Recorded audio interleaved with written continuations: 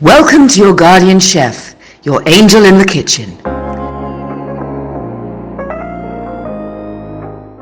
Today we are making cavatelli and broccoli. To make the authentic Italian dish, you must keep it simple.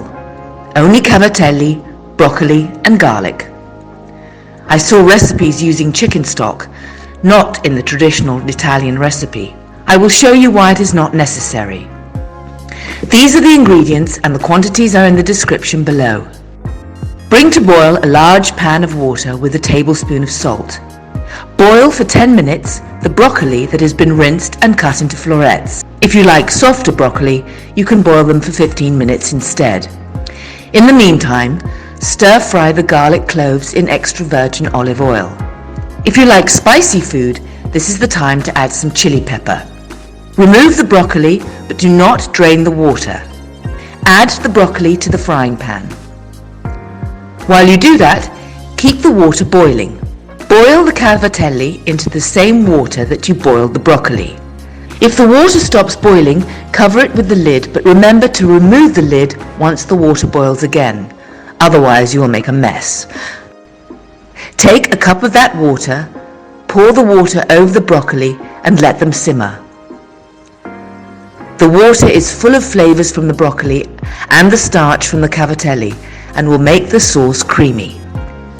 You do not need to add chicken stock to thicken the sauce. While the cavatelli are boiling, the smaller broccoli florets will slightly break into the sauce. Boil the cavatelli 1 minute less than written on the package. Add the cavatelli to the broccoli to finish cooking them. Stir until the sauce and the pasta are completely combined. You want to have some broken creamy broccoli to form a sauce and some firm and chunky florets to give some texture.